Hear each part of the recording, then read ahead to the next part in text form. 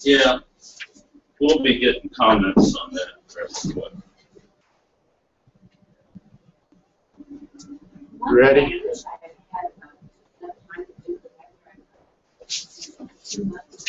Well, yep.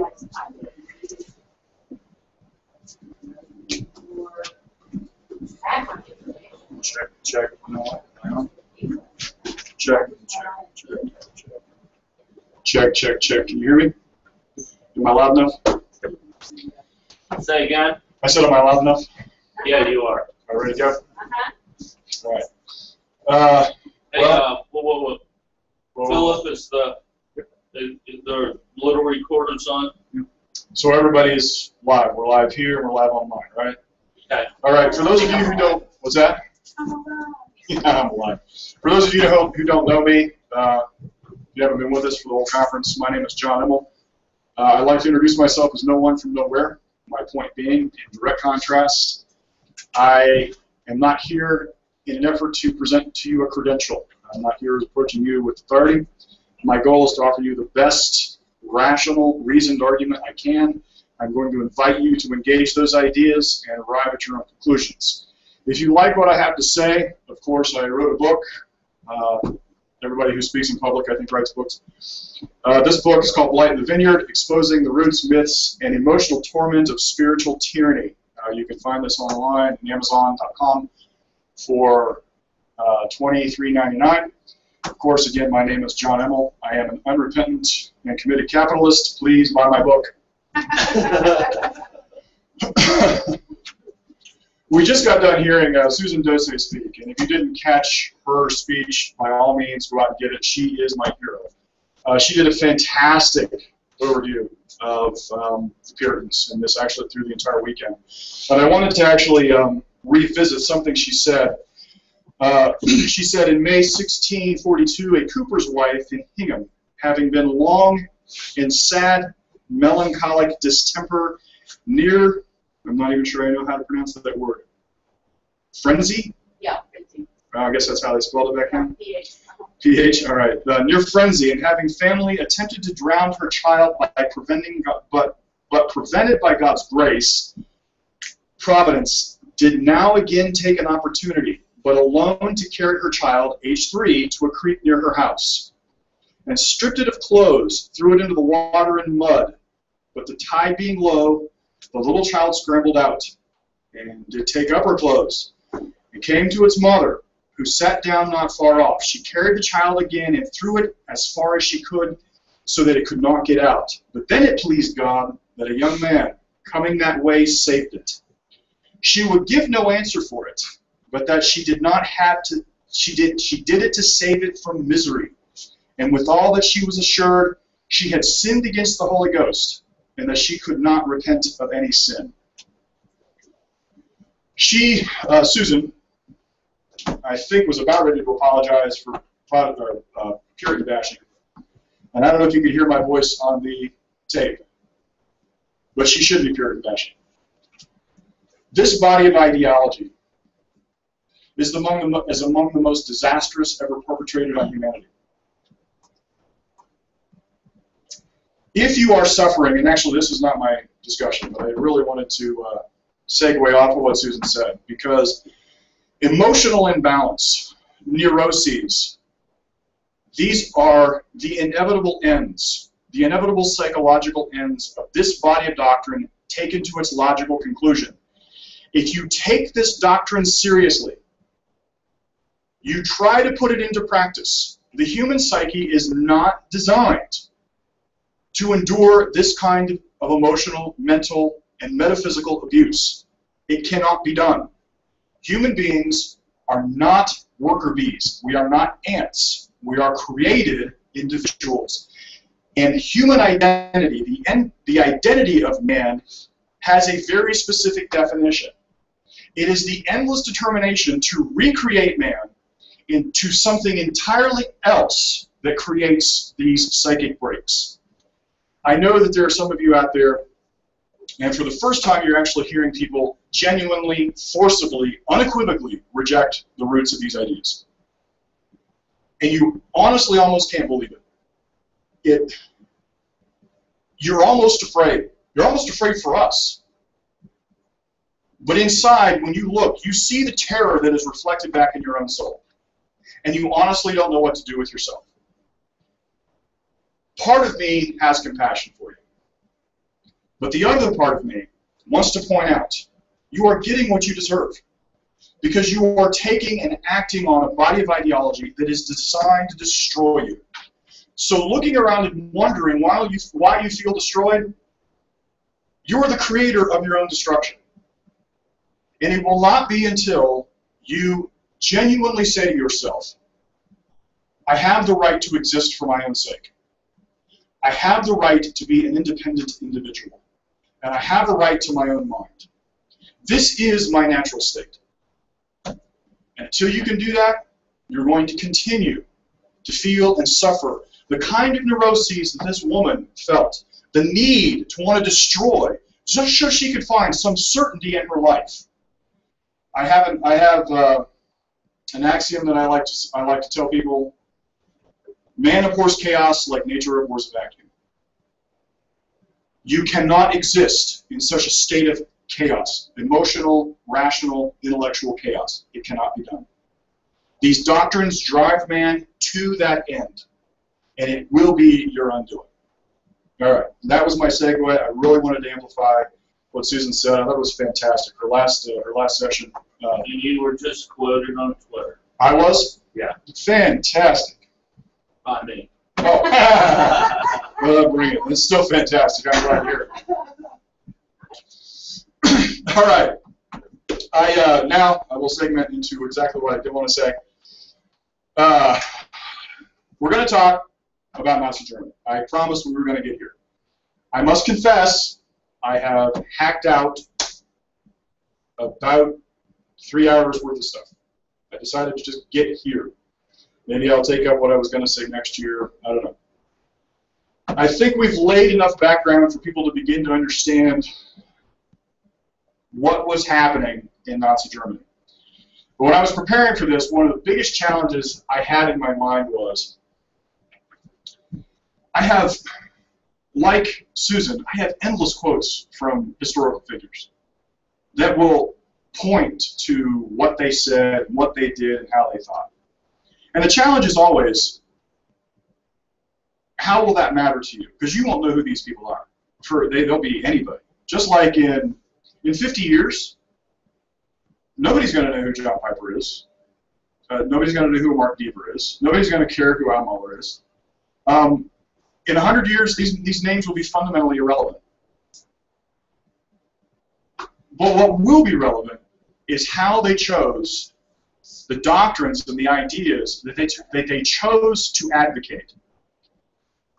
So I've pretty much decided I am going to give you quotes, but I am not going to try to make the academic case that these people were necessarily important or involved. That actually has already been done. And since in the neo-Calvinist world, a big library is a measure of masculinity, I'm going to show you mine.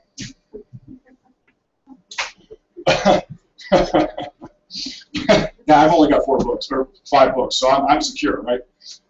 No, first of all, I do want to say a few things. I did read Mein Kampf.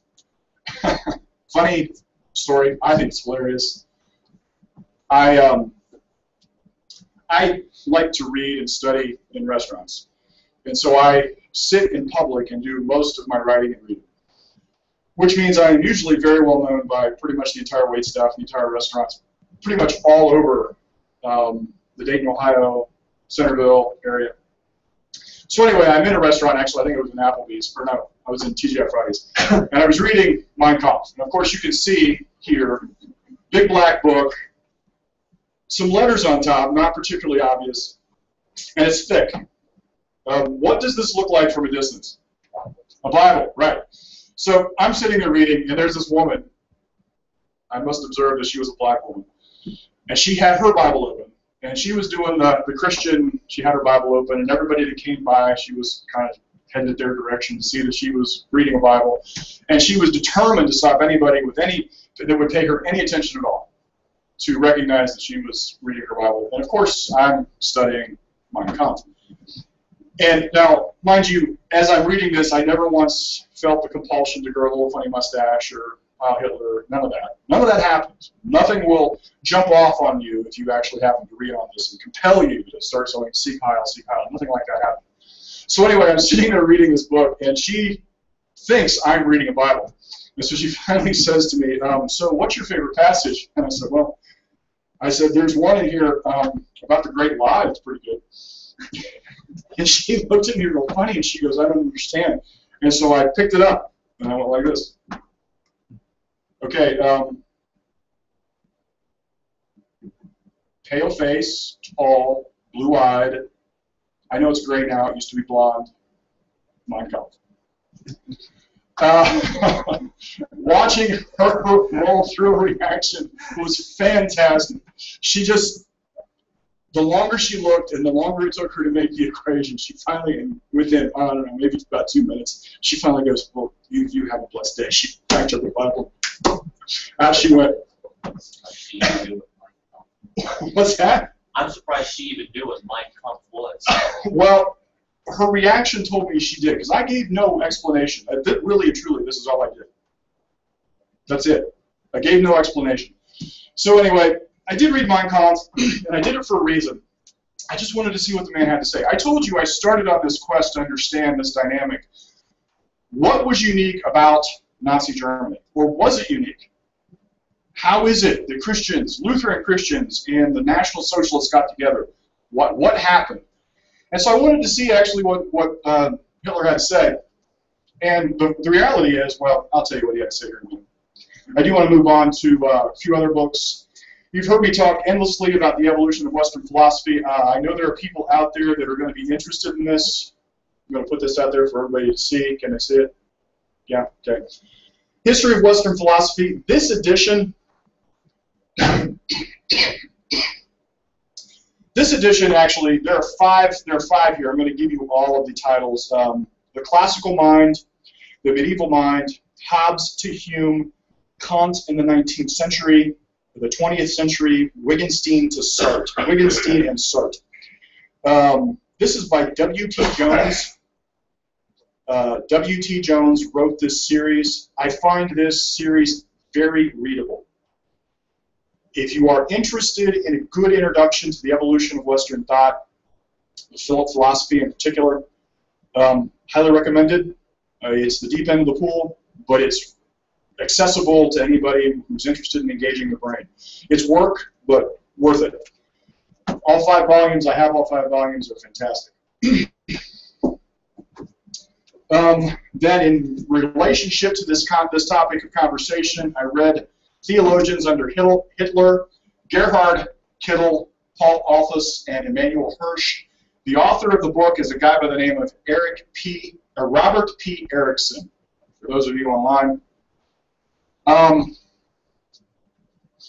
This man lays, well, Erickson's interest is in trying to show how pretty much well-known, well-respected theologians in National Socialist, pre-National Socialist Germany were on the forefront of advocating for Adolf Hitler, and the theology, the ideology up underneath the Christian church, and specifically the Evangelical Lutheran Church, their commitment to National Socialism. Why?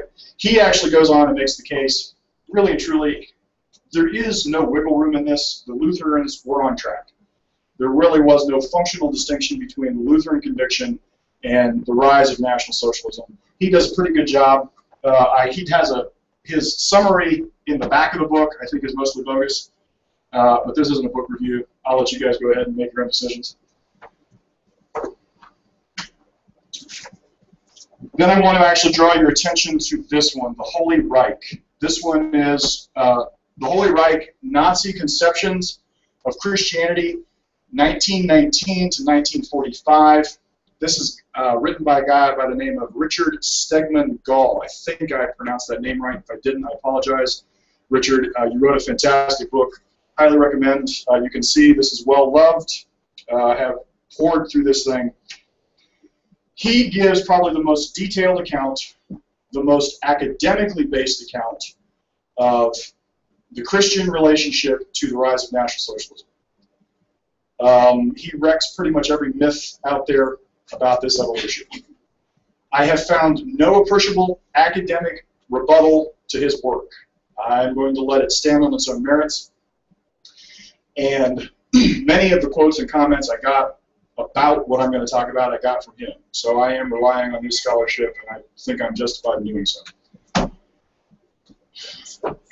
This was, and then last, and certainly not least, I must give credit where credit is due.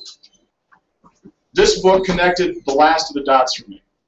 This is Ominous Parallels, and it is by Leonard Peikoff, P-E-I-K-O-F-F. His grasp of the evolution of Western thought and how it specifically associates with the rise of National Socialist Germany is really unmatched and unparalleled. Highly recommend if you want an infinitely more detailed discussion, and not least of which how it ultimately applies to our current situation, also highly recommend. And then, did I mention I wrote a book? Buy it. All right.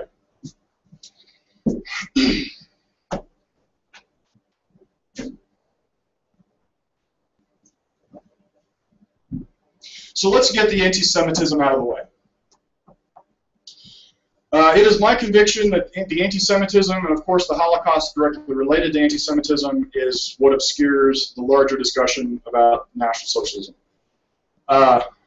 I know that the eradication of a genetic group of people hits us really where we live. We know that that's the one thing that we can never escape. And so when there is a organized, government-driven hostility towards the genetics of our creation, that's hard to get out of your head. But you must also remember, the National Socialists wiped out almost an equal number of people who were not, it was not about the Jews. They wiped out pretty much anybody they decided stood in their way of whatever their statist ambitions were. So, like I said, let's go ahead and get the anti-Semitism out of the way, so I think we can actually begin to focus on the roots and sources, the real reasons. And not least of which, we're going to start with the champion of all Germans, Martin Luther. Martin Luther, well, I'm going to read, and then I'm going to make my case here in a minute. We'll start with this one. This is out of the introduction of On the Jews and Their Lies. This is a little known, well, it's little known to people who don't pay attention. This is a little known book that Martin Luther wrote. And here's what he said. I had made up my mind to write no more about the Jews or against them, but since I learned that those miserable and accursed people do not cease to lure to themselves even us, that is, the Christians, I have published this little book so that I might be found among those who oppose such poisonous activities of the Jews, and who warned the Christians to be on their guard against them. A little further along, he says, we propose to discuss their arguments and boasts, and prove convincingly before God and the world, not before Jews, for, as already said, they would accept neither from Moses nor from the Messiah himself. To this end, we quote Moses in Genesis 17. When God instituted circumcision, he said, among other things, any circumcised male shall be cut off from his people. Genesis 17:14. Now I want you to notice Luther's stated purpose. He is specifically trying, it's right here. We propose to discuss their arguments and boasts and prove convincingly before God and the world. He is trying to make a specific intellectual rebuttal. This is a theological treatise. And this is important. There is a common myth, one of many around this, that Luther was somehow just misled, and this is some vague ramblings. No. This is just as important in Luther's mind as the Heidelberg Disputation. This is just as central to Lutheran thought as the rest of his doctrinal works.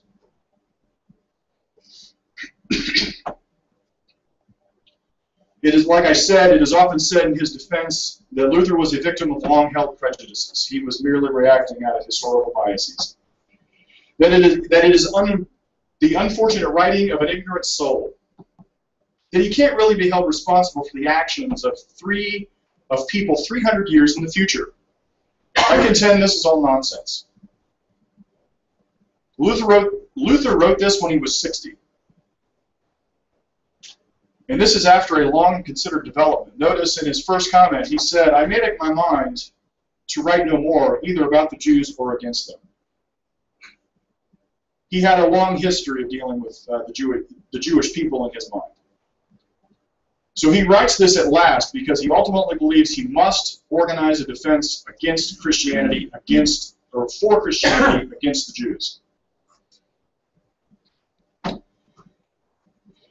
So those people who actually insist that Luther is somehow not culpable here are people who are trying to wipe out reality and rewrite history.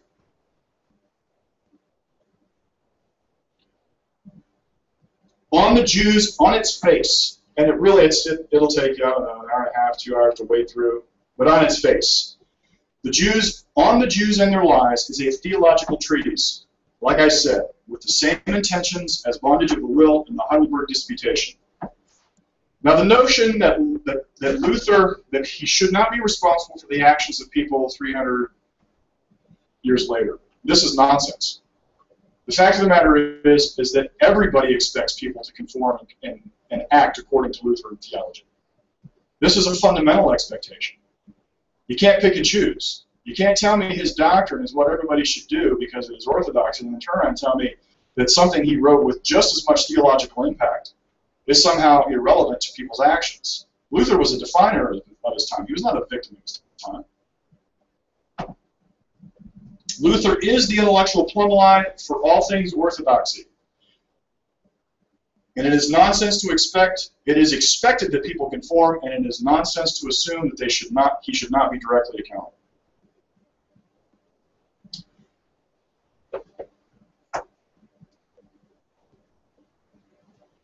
He goes on to say, shame on you, you damned Jews, that you dare to apply this earnest, glorious, comforting word of God so despicably on your mortal, greedy belly, and that you are not ashamed to display your greed so openly. You are not worthy of looking at the outside of the Bible, much less of reading it. You should read only the Bible You should read only the Bible that is found under the sow's tail, and eat and drink the letters that drop from there. Do I really have to unscramble that?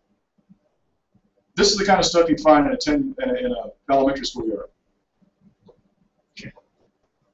Go eat poop and pee? Really? Now, I didn't say it was a great theological treatise, and I didn't say he was a whiz kid of theological defense. I'm only telling you he intends this to be held this way. But I do want to notice the eat pig crap and pee thing actually gets, the thing that gets lost is the other theme. Did you see it? For those of you who can't see me online, I am pointing to the word greedy belly.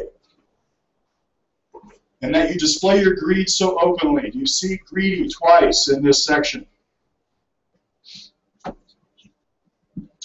Now, I did a brief search in the PDF that I had, and I found the word greed 15 references. Jewish greed 15 times. Put that in your head.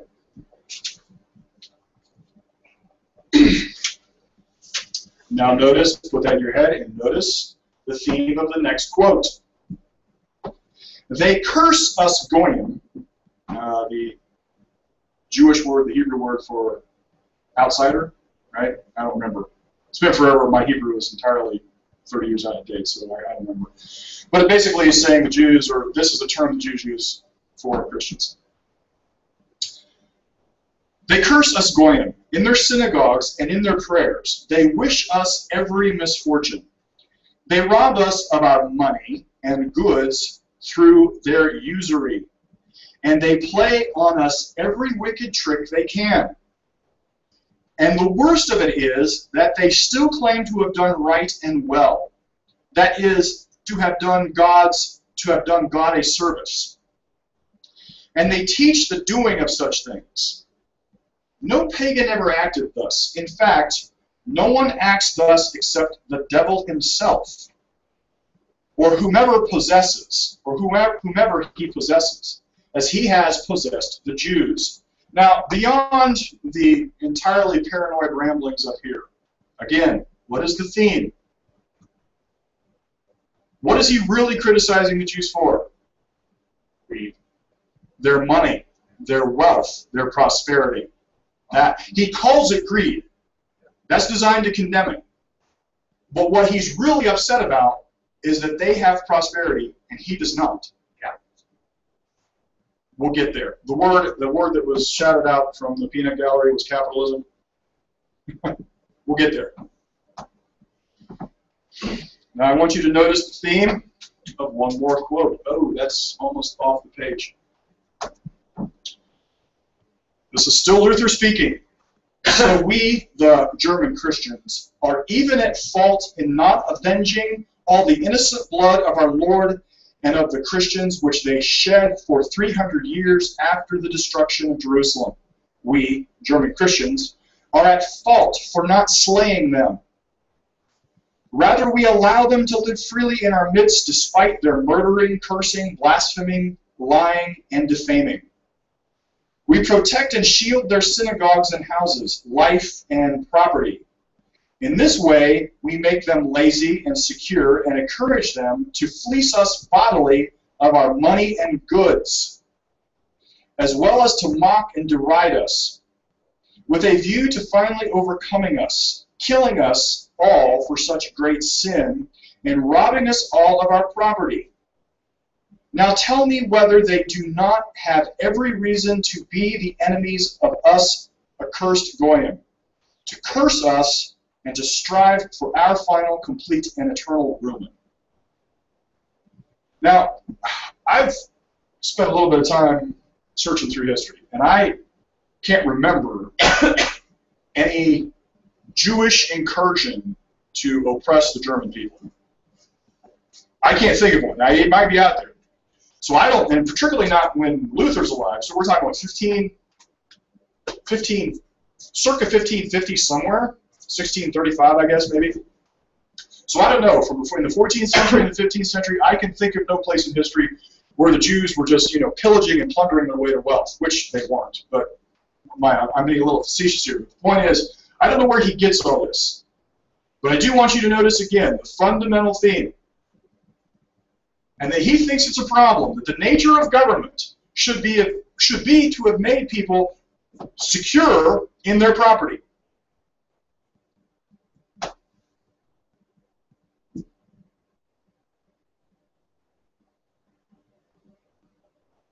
And I missed a quote. I had a good one. And it is not in here.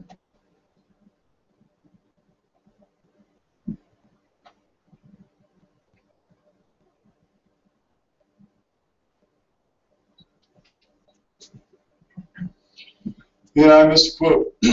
Anyway, I'll just go on. With this in mind, it makes abundant sense why Adolf Hitler could say this. Hence today I believe that I am acting in accordance with the will of the Almighty Creator. By defending myself against the Jew, I am fighting for the work of the Lord. This is from Mein Kampf, or at least my copy of Mein Kampf, page 65. Now, it is important to note that Adolf Hitler, even though in his original inception he was not really widely accepted when he first published Mein Kampf, and through the subsequent years, I guess he published it in 1926, well, certainly it has remained in print since. At least during that period of time, no one objected to his thought. The that no one in the Christian church thought this was a strange thing to say. There was no appreciable theological objection to Hitler equating the defending himself against the Jews being the work of the Lord and it necessarily being a Christian ideal.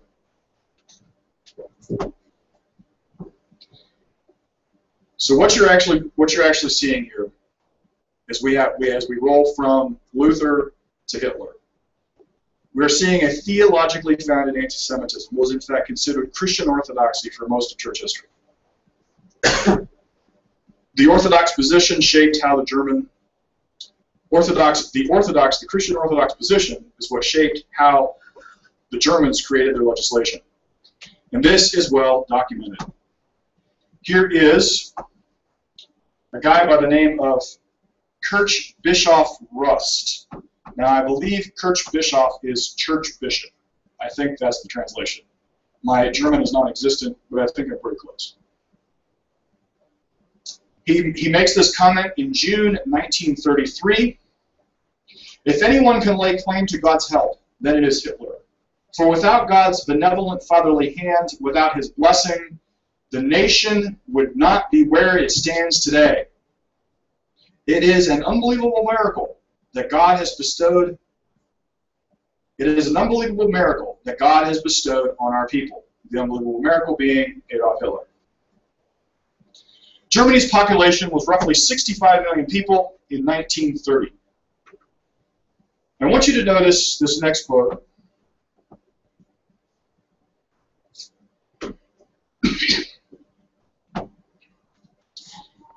This next quote is from a pastor.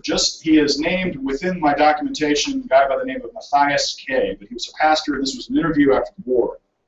But I want you to notice how he describes his mindset and the mindset of the German people. Part of my childhood memories is how the cattle were driven past my parents' home to the cattle market.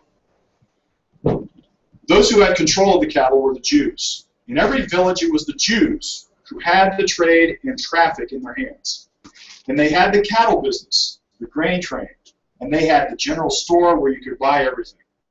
The farmers had simply become slaves of the Jews, and they never got anywhere. The Jewish question ate away at those in the countryside.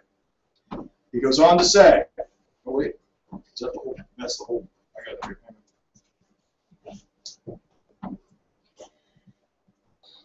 All that hatred sat deeply within the people. Strong anti-Semitic concerns were already there. It's not at all the case that Herr Goebbels invented all of it. Rather, the entire ideology and also the rhetoric were there. The Nazis had only to take it and carry it to its conclusion.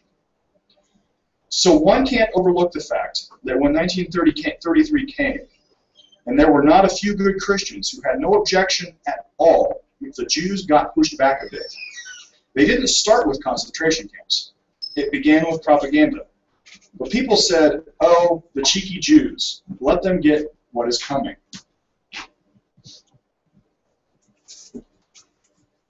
Again, I want you to notice the theme.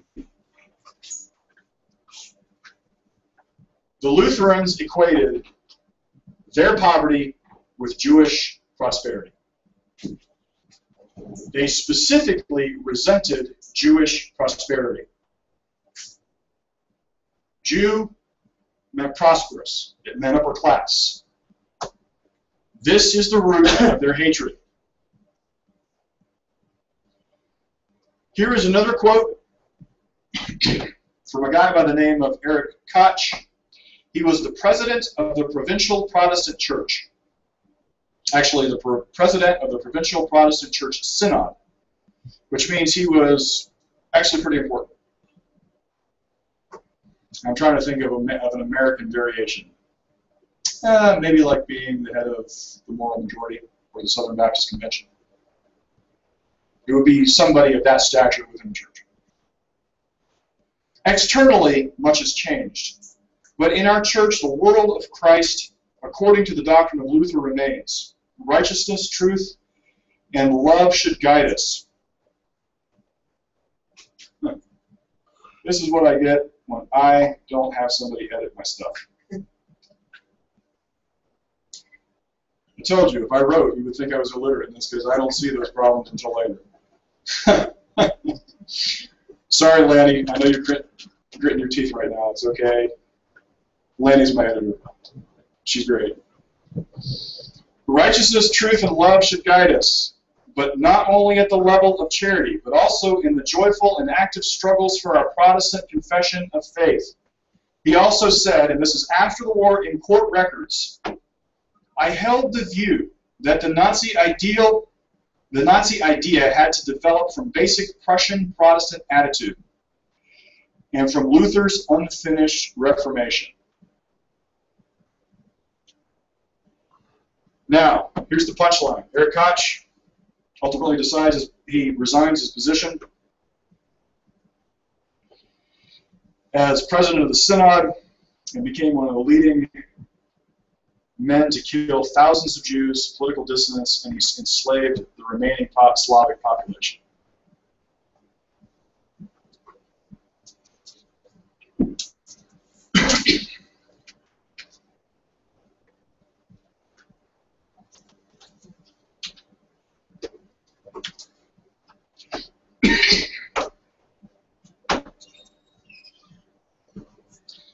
This is the cover from something called, this is a pamphlet created, let's see, what's this called again? The Cross and the Swastika. This is the cover for a pamphlet created. This is created by a small church group in some Prussian province. I think it was Hanover, Easter, 1943, Gerhard Hahn, president of the Provincial Church Council. Here's what he said. The cross of Christ and the swastika do not need to oppose each other. And by the way, the bold is his. I didn't put this in. They must not do so, but rather they could and should stand together. One should not dominate the other, but rather each should maintain its own meaning and significance. The cross of Christ points towards heaven and admonishes us. Remember that you are Remember that you are Christian people, carried by the eternal love of the Heavenly Father, free through faith in the Lord Jesus Christ, sanctified by the power of God's Spirit. The swastika, however, points to the world as a divine creation and admonishes us. Remember that you are German, born in German territory to parents of German blood, filled with the German spirit and essence, formed according to German nature.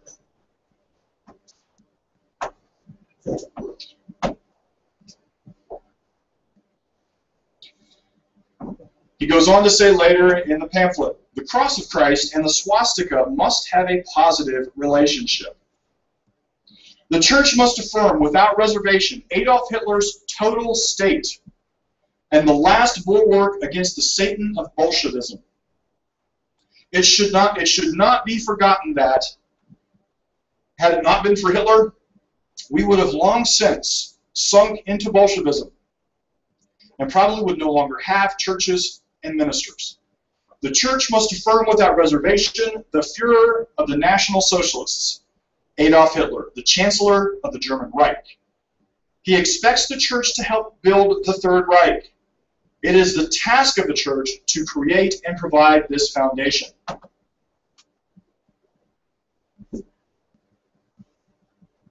There is no question in the Lutheran Church's mind, the Evangelical Lutheran Church, that it is a synonymous action. The National Socialists and the Church are only divisions in name. They are not divisions in fact. And this is very important for me to point out. The presumption is that somehow the Church was set apart, and all this was done to them. This is historical error of the first order. The Evangelical Lutheran Church, and when I say Evangelical Lutheran Church, if you look at the Evangelical Church here in the United States, we are talking about a denomination, doctrinal distinctions of virtually no difference. The rudiments of Lutheran Orthodoxy are the rudiments of Lutheran Orthodoxy today and the same Lutheran Orthodoxy back then.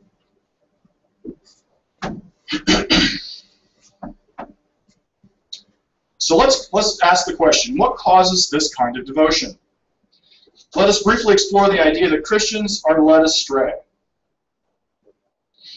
This is actually there are three variations of this. Hitler was possessed, it was the devil, it was satanic delusion. I have heard this objection a few times, and this is one of those objections that I'll be blunt. You shouldn't utter this in public. And here's why. If there are Christians that would like to advance this excuse, I'm going to suggest they should be quiet.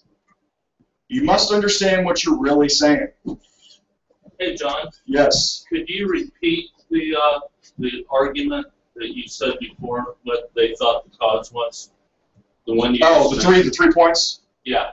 I said here's one of the standard objections. It comes in three forms. Why the church is somehow not responsible, somehow not a part. And there are 3 points. That Hitler was possessed, and he did some masterful job at the deception. That was easy. Is that what you just did? That's hilarious. That it was the devil. I'm going to hit it again. That was easy. Yeah. That it was satanic deception. That was easy. Yeah, okay.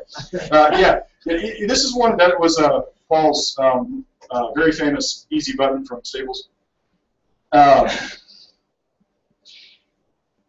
Don't utter this in public. Let me make my argument here. If 65 million people, of the 65 million people in Germany, 40 million people name themselves Lutheran. So if Christians can be deceived by the devil on so massive a scale, Christians should be banned from all political action because their judgment is non-existent. Do I need to say that again? If you're going to blame this on the devil, delusion, mass hysteria, and it's confined specifically to Lutheran Christians, then the logical assumption is that Lutheran Christians have no business around anything important.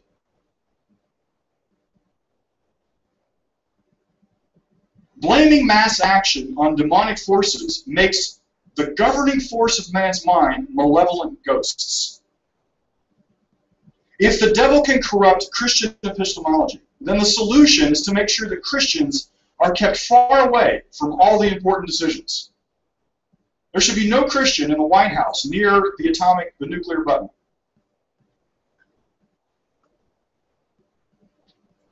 And I guarantee you, if you want to offer this up, you want to continue to advocate this as something that should be genuinely accepted in public, you want to reasonably make this case, what will happen, offering this argument in public, is going to guarantee that this means eventually legislation will be passed to prevent Christianity from being part of any public discussion.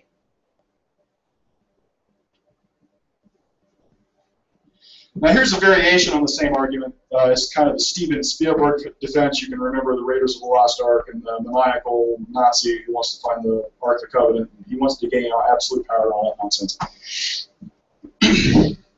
And it was that the Nazis were led astray. The Nazis led the world astray because they advanced cultic doctrines. And if they hadn't had a failure of these cultic doctrines and they had real Christian doctrines, they wouldn't have done these things.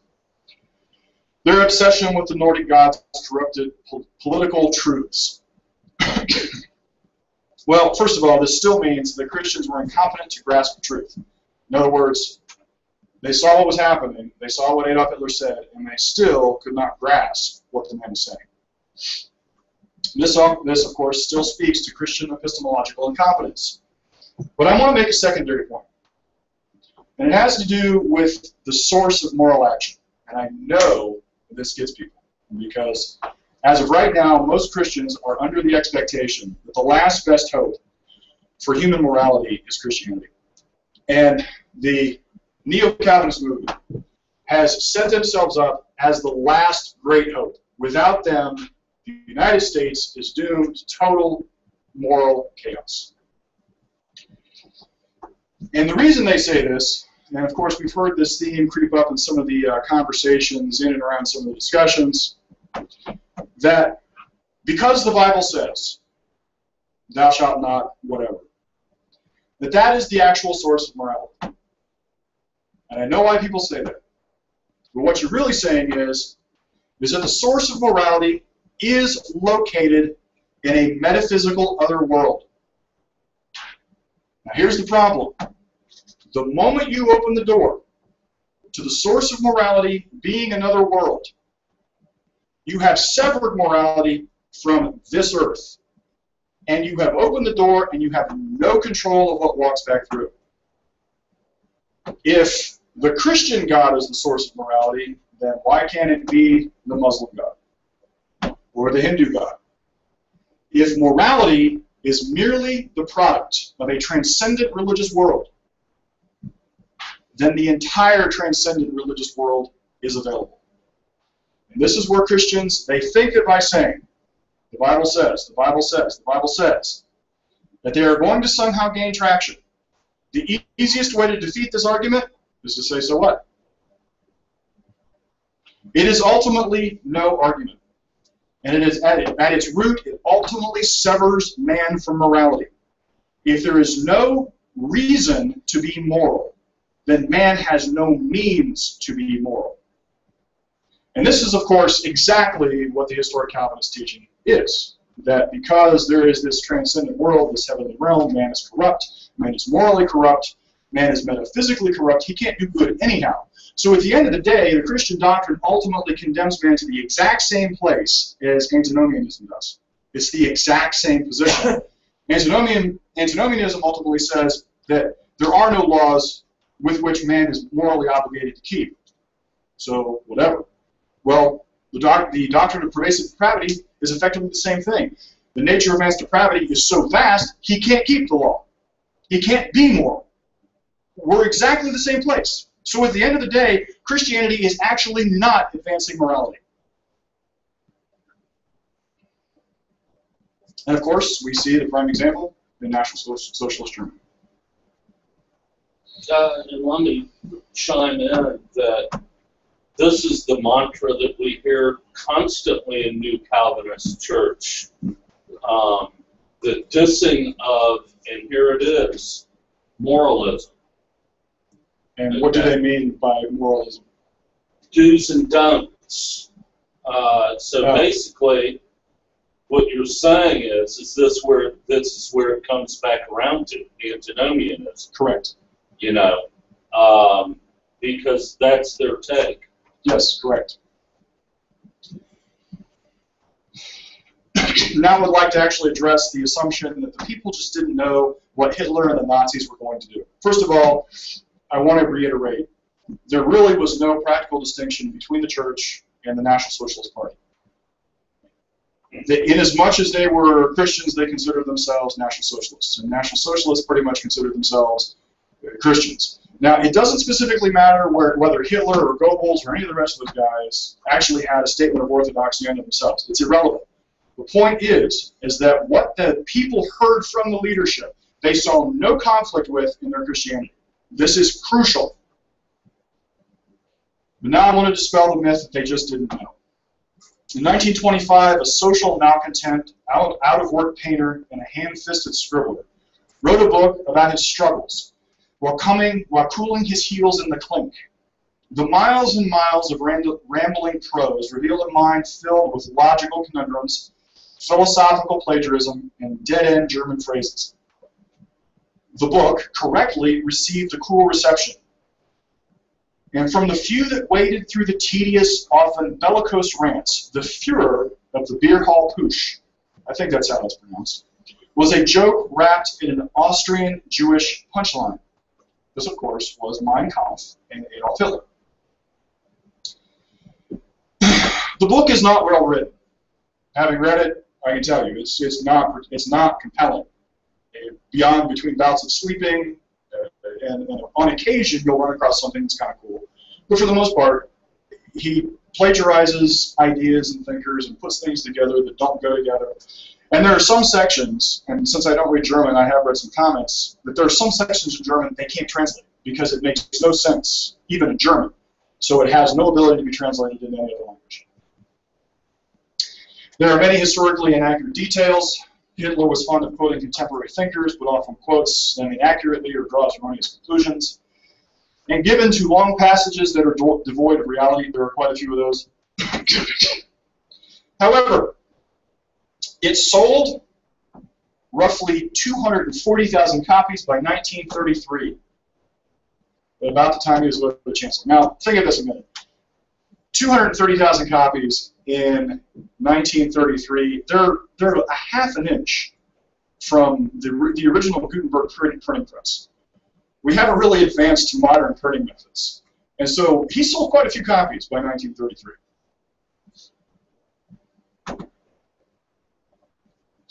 After he was elected chancellor, Mein Kampf was a wedding gift to every newlywed couple and every soldier. By 1942, 10 million copies were in print of a total population of people of an excess of 65 million people. His ideas were not secret. There's no way you could have honestly said, I don't know what this man's about. He was not a master communicator. He did not have some massive Svengali hypnosis, Chris Angel ability to compel you to think things. Like I said, I read the book and never once went see Kyle. Not once. This error, and the error behind this is what I want to highlight. The error behind assuming that it was this force of personality that did this leads people to ignore the ideology. It leads people to equate tyranny with the flamboyant and the charismatic. Political action is not sustained by personality. It is always ideology. Ideology is philosophy turned into political action. But there was nothing unclear about Hitler's program. Adolf was a shrewd judge of political actions and adversaries. He told everyone what he thought and how the political program should progress. He detailed rearmament in spite of the Treaty of Versailles, territorial expansion in spite of the Treaty of Versailles, the abolition of democracy, which at that time would have been, I think, the Weimar Republic, which was a joke of a government, and a commitment to socialism, the means of production, distribution, and exchange controlled by the community. His commitment to statism. He believed in the German state. He believed that the people born of the German blood were property of the German state. He believed in eugenics, the elimination of the Jewish threat. Now, mind you, he believes in eugenics, and the bulk of Germany believed in eugenics. Now, the specific application to Jews hadn't quite manifested yet. The final solution, but it still hung out there. No one really objected, and certainly no one objected to the root of genocide, which is eugenics, the assumption that the state has the right to end somebody's life for whatever reason. And ultimately, it detailed his contempt for the Catholic Church, and the reason he had contempt for the Catholic Church is because he knew German Catholics were not German first. He knew they were Catholics first, and he knew he could never impact Rome. So he knew he could never dominate them. He couldn't dominate, since he couldn't dominate Rome, he never had access to their minds. And he thought they were rich, and he had a whole list of objections. But for all of his failure, Mein Kampf revealed was threefold. It was a crystal clear picture. It was a detailed blueprint for National Socialism. It showed a man who had an amazing capacity to size up his political adversaries and allies. Hitler was not stupid. I don't know if he was necessarily a genius, but he was not a stupid man. And above all, it showed that he was a man who believed it was moral to build the first and exploit the second with impunity. And this is the bottom line. The political ideal, the social ideal, the government ideal was no secret. It was available for anyone paying attention. And the people did pay attention, and they agreed, and that is the point. National Socialism voted, the people of Germany voted to put Hitler in power. And that's because they saw no fundamental distinction between what they believed as Christians and his specific policies.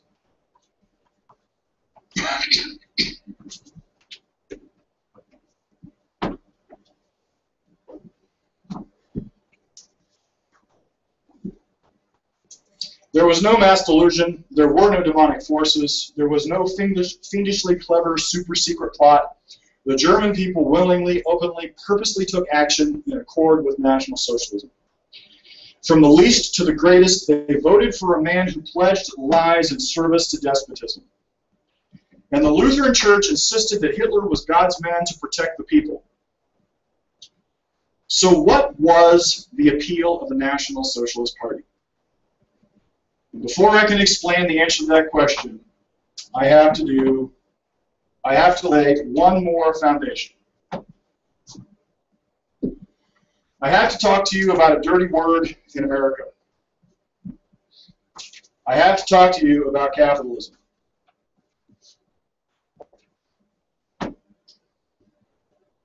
Capitalism has become a byword in the United States. Actually, byword globally.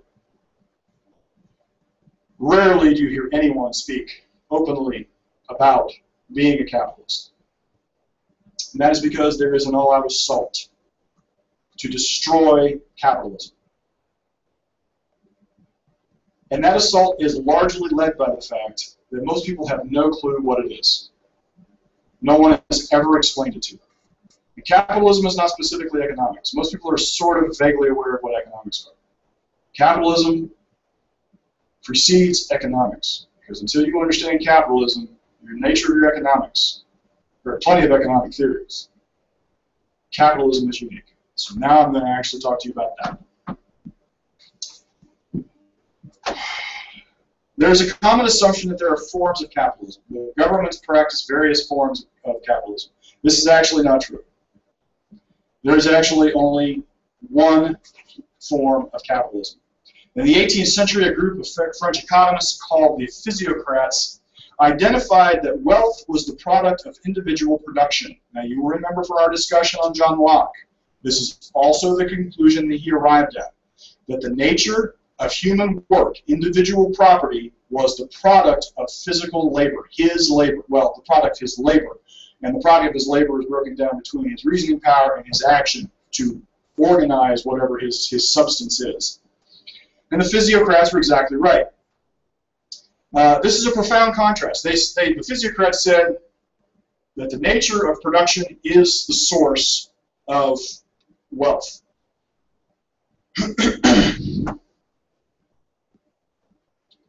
And they came up with the term laissez-faire capitalism.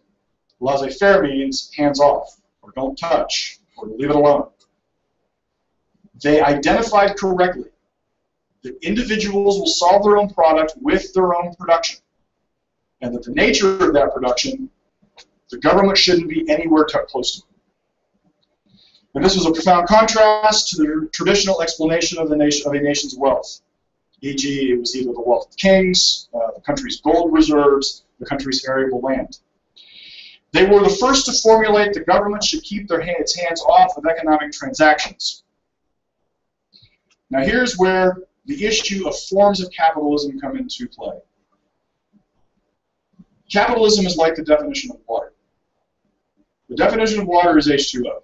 Now you can add a lot of things to H2O. And you can add some tasty things to H2O. You can add some sugar and some Kool-Aid, and you still have water, but you also have now Kool-Aid. And you can drink it. But if you are in the Jim Jones cult and you add something else, suddenly water becomes poison. And my metaphor is apt with capitalism. As John Locke correctly identified, it is a man's labor that produces prosperity. A man produces to advance and sustain his life. And that production is his. There is no distinction between the man and that which he produces.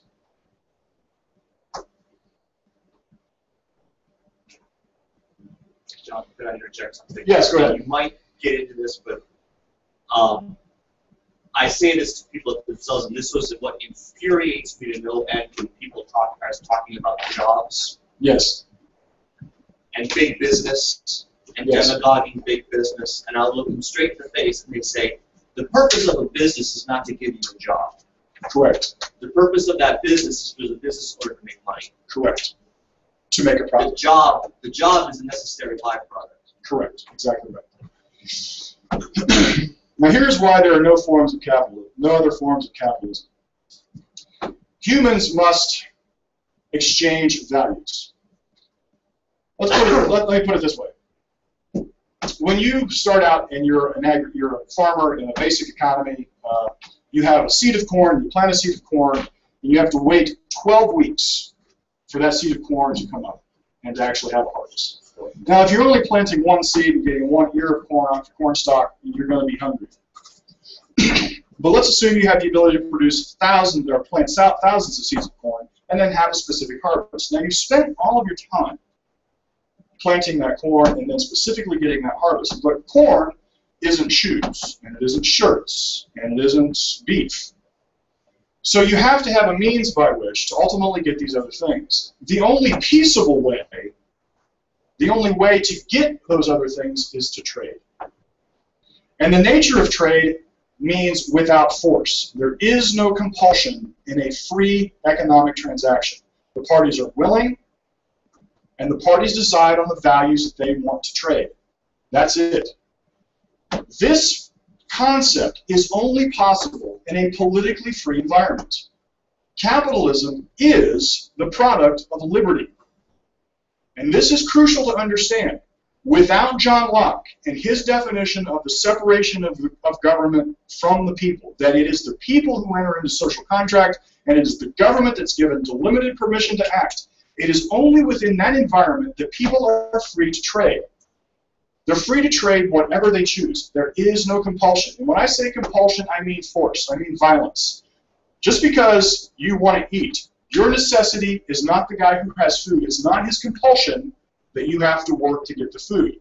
If you were by yourself out in the middle of nowhere and you were hungry, you would still have to work to feed yourself. The fact that you go to a guy who already has the food doesn't mean he compels you to get food. The responsibility of your survival, of individual survival, is the responsibility of the individual. And the peaceable way to make that happen is to exchange values for values. In a social context, there are many people offering values into this environment. And you have the ability to pick whatever you want or not. The absence of compulsion, the absence of violence is the central theme. So now here's what we have. There are only two kinds of markets, compulsory or free. A compulsory market, you have no choice about what can be bought or sold. There is no choice about the disposal of property, and there is no recognition of private property. We are actually in the United States, we do not have a capitalist economy. We have a mixed economy because we have compulsion. We have to ask the government permission to take action to exchange our goods and services. This is not a capitalist economy. Now, the other kind of market is a free market. This presumes private property. The definition of private property is the right to an action, the right to dispose of that property, the right to retain that property. A free market, then, is merely two people willingly exchanging values. A free market is never present, and I say never, when there is fraud, which is a misrepresentation of reality. You have specifically deceived the other party about the nature of reality. A free market is never present when there is force, or implied force, which is basically extortion. They are elements of the exact same thing. So, a free market requires private property and free individuals. Actually, it goes the other way. Free individuals produce values, and they must be entitled to their private property. And private property, by definition, means they can dispose of it as they see fit. Now I have to give you a root discussion of money. And in the Christian world, this people are going to get a little buggy. It can't be helped. You've got to understand what money is and what money is not. You don't work to get money. You work to create money. Let me go back to my seed planting comment.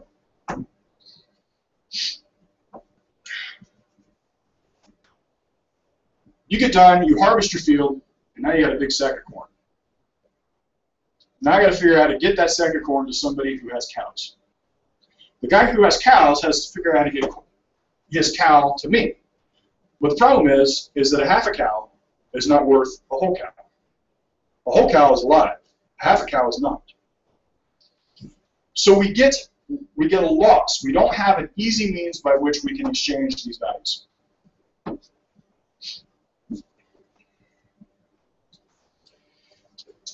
Well, this was actually exactly what happened way back. This conflict was actually what they figured out way back in the Dark Ages. In the medieval economy, the unit was built around the Lord's holdings. It was self-contained and self-sustaining unit. Rents and services were rendered in military service or in kind. The local lord was obligated to his overlord with obligations who had obligations to his overlord, and the way they paid for that military service was called fiefs or fees. There was little need for money because what was the exchanges, what you needed was either local as a serf or as a lord, as a knight. All you had to do was show up with your shining armor and kill people. So the result was that money, coins. There's very limited need for a coin, mostly just set in strongbox. Now you might at some point in a mad dash need to take that coin and do something with it. But for the most part, all that coin did was sit and do nothing. So this ultimately changed the attitude about the nature of money. It was not particularly practical. There was an exacerbated medieval hatred for Jews, which the relationship between Jews and money had prevailed for the bulk of the Middle Ages. Jews were the ones who murdered Jesus, and the Jews were bankers. The Jews condemned, and the church condemned usury, which is effectively interest. But this economic organization does not work at a distance. To trade in the Orient required the ability to transport wealth over vast distances. Barter is an inefficient means of exchange. Payment in kind is impractical at a distance. This requires the creation of a medium of exchange, and this was the emergence of money, a means by which we could represent a bag of corn and half a cow.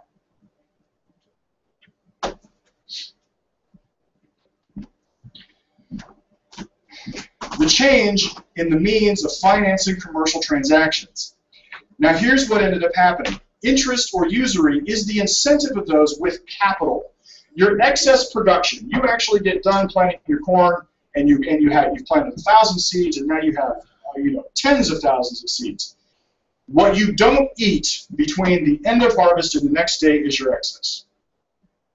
This is work that is now stagnant. It's not doing anything. It's not producing anything.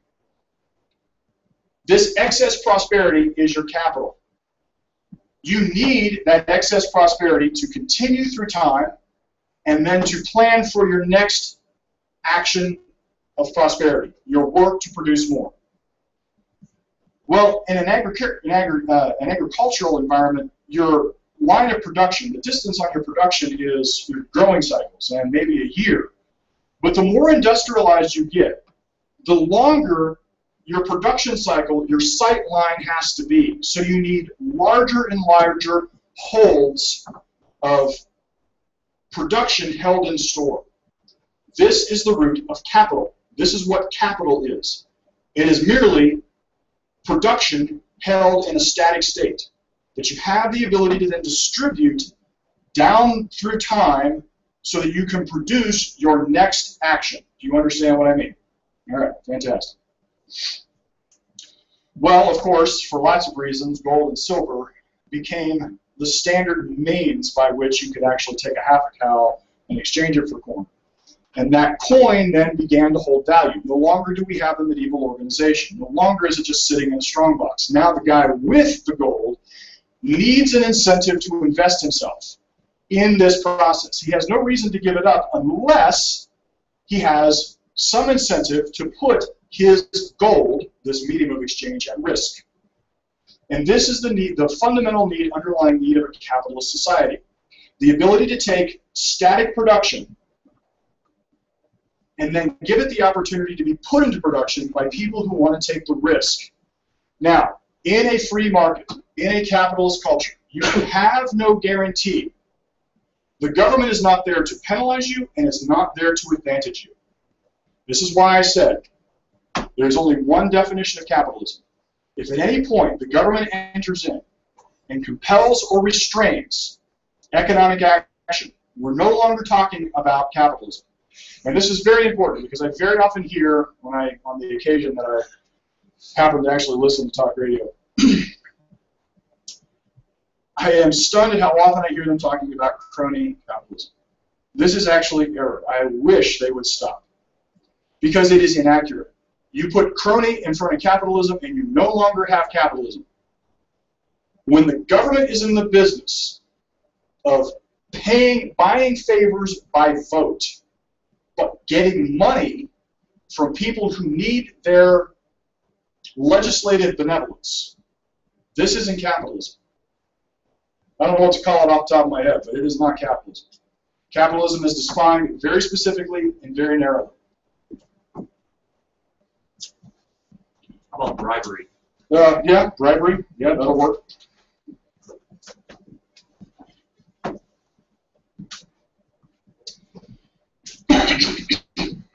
All right. With that in mind, now I think we can begin to grasp exactly what National Socialists. Oh, I didn't put that up there. All right.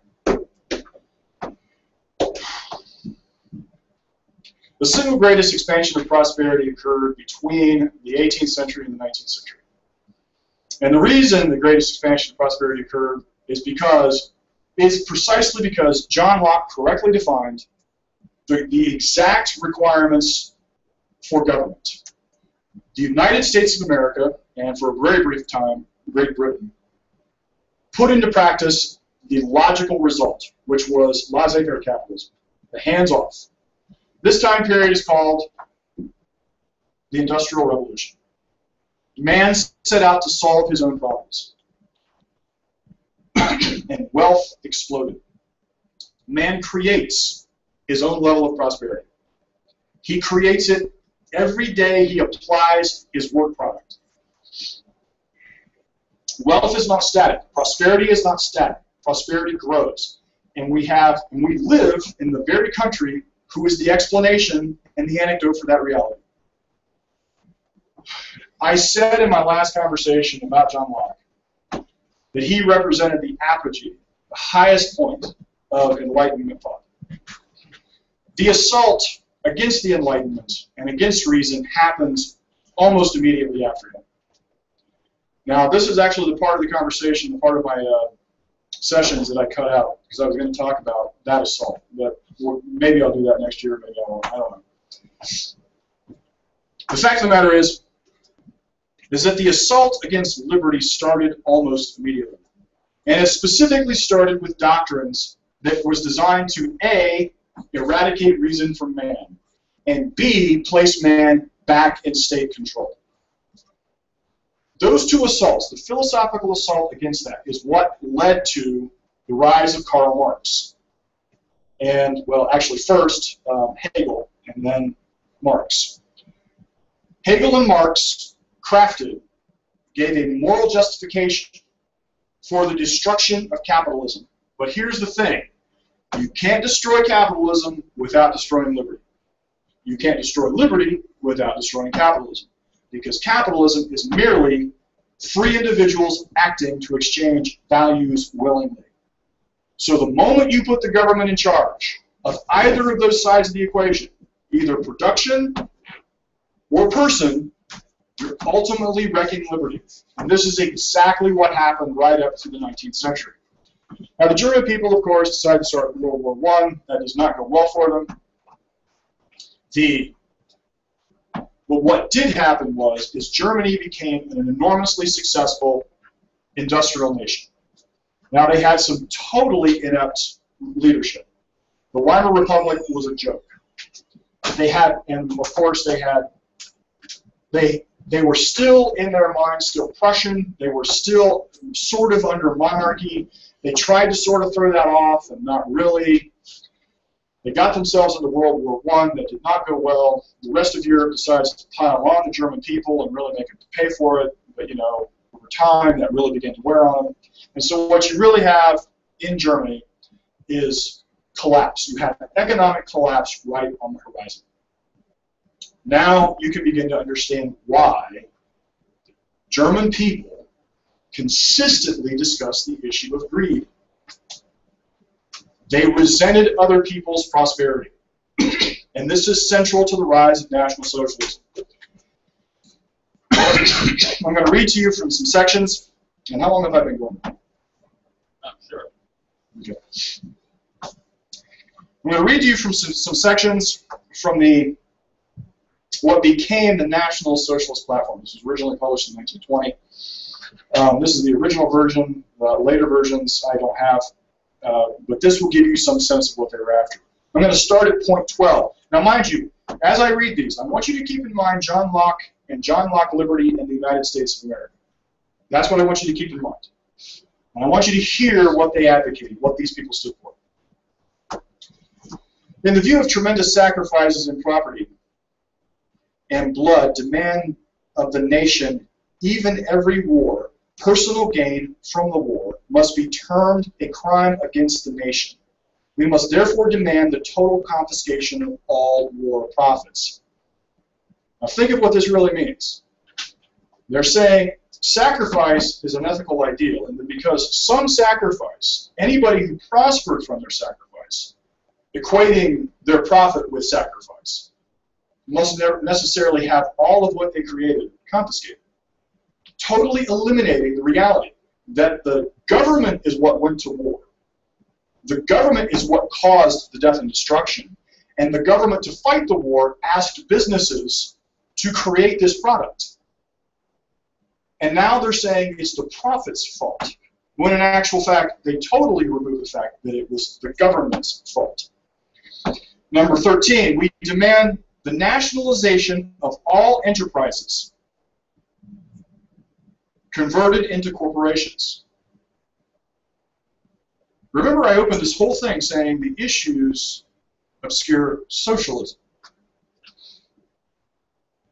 The nationalization of enterprise is the nationalization. It is the government stepping in and taking private property. We demand profit sharing in large enterprises. Where have you heard that in modern American culture? The endless determination to denounce big business. As if the nation, as if the people who don't work have a moral right to the product of somebody else's work. We demand the large-scale development of old age pension schemes. We demand the creation and maintenance of a sound middle class, the immediate communication of the large department stores, the immediate communalization of large department stores, which are to be leased at low rates to small tradesmen. We demand the most careful consideration for the owners of small businesses in orders placed by national, state, and community authorities. This is the absolute eradication of private property. People who have been successful, the nature of their success necessarily means that the government should somehow penalize them for that success. The communalization of large department stores. The reason the people that got large department stores, short of government graft, they got there because they were better at delivering the best quality products for the best price to the most people. Walmart. How many people want to hammer away at Walmart? Walmart is somehow fundamentally evil, and yet everybody benefits because Walmart gives you the best products, well, the products you're willing to pay for, at some of the best prices anywhere. Your life is better, and yet somehow because Walmart can't be fleeced every 5 minutes for its money, there's something fundamentally evil about that. We demand land reforms in accord with our national needs and a law for expropriation without compensation of land for public purposes, abolition of ground rents, and prevention of all speculation in land. We're talking about the seizing of property. We demand ruthless battle against those who harm the common good by their activities. Now watch what they define as harm. Persons committing base crimes against the people, usurers, profiteers, etc. Usurers, in other words, bankers. Bankers were Jews. Jews had capital. Profiteers, people who made money. And are punished by death without regard to religion or race. That was their conclusion. Give us your money, and we're going to kill you. What's this now? This was what? What document are you reading? I'm reading the foundation, the platform from the National Socialist Party. This is what they were advocating. This is what they put out to the world. This is what they put. 1920. This document is 1920. Now, how does that connect with World War I? We're actually, I think, right in the middle. Doesn't World War I? Doesn't World War I end 1919? Yeah. 1914 to 1918, somewhere in there. Is my history right? I'm sure you'll get some. Okay. Yeah, this is right after. Now this group here, this document, unfortunately I deleted that part of the document, so I don't think I actually have. It actually has another title, but this platform is what became the National Socialist Platform.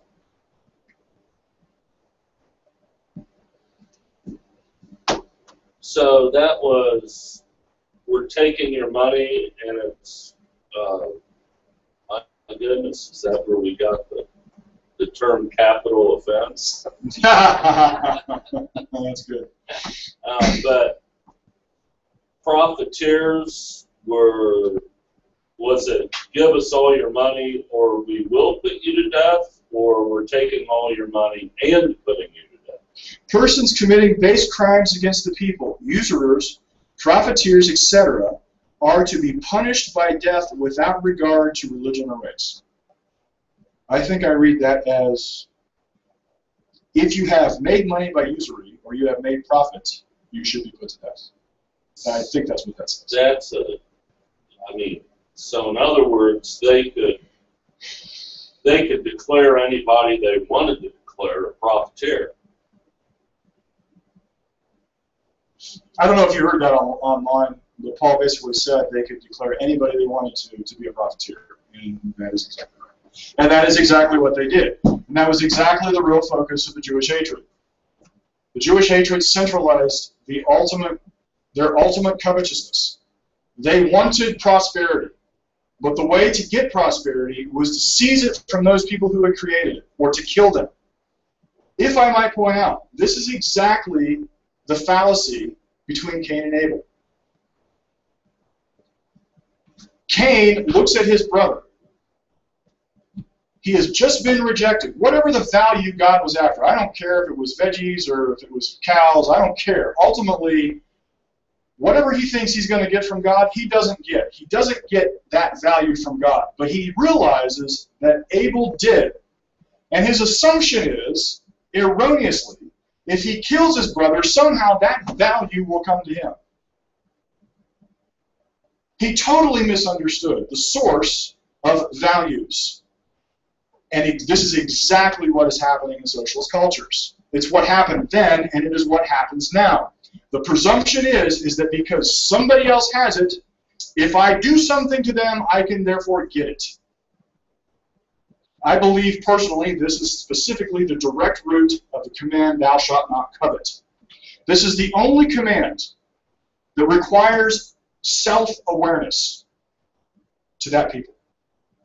It requires them to actually introspect about the nature of their motive.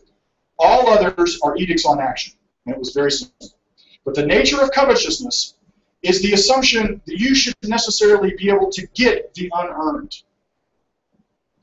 Now that has been historically taught to mean you shouldn't actually want things in general. You should have no desires. I think that's a misread. I ultimately believe what God was trying to do is to restrain the Cain and Abel fallacy. The assumption that if I go get somebody else's stuff, if I kill them and take it, then I can have what they have. Ultimately, it never works. This never produces prosperity in a culture, ever. I'm going to read one more here.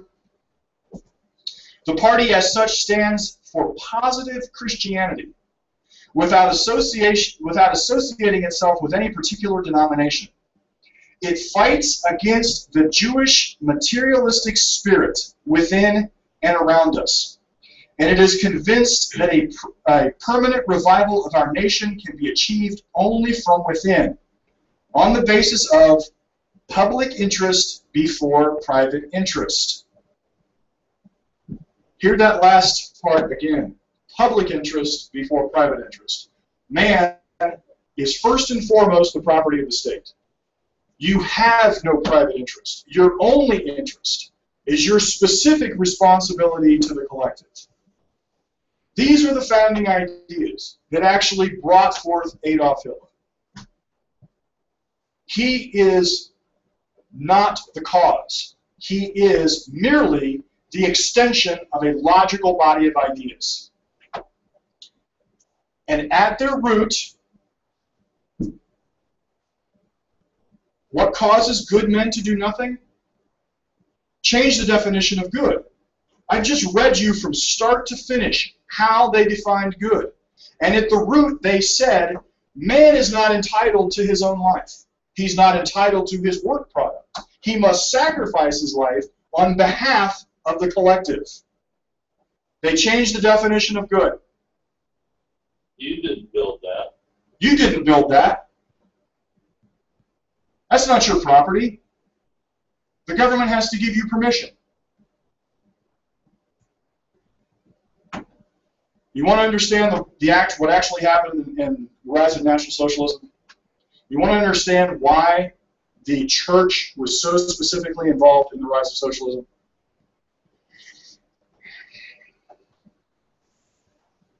Because the church fundamentally believed the exact same things.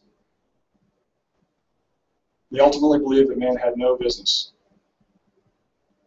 with himself. Pope Francis. Huh? Pope Francis. Pope Francis.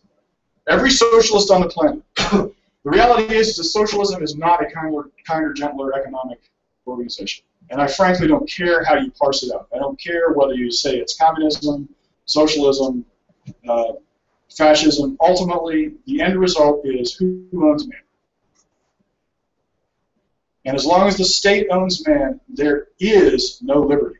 And if there is no liberty, there is no production. And if there is no production, there is no prosperity. And how did they get there? They changed the definition of good. So I'm going to stop. I've got one more sec. I've got about another hour's worth, and I'm going to stop there. Good.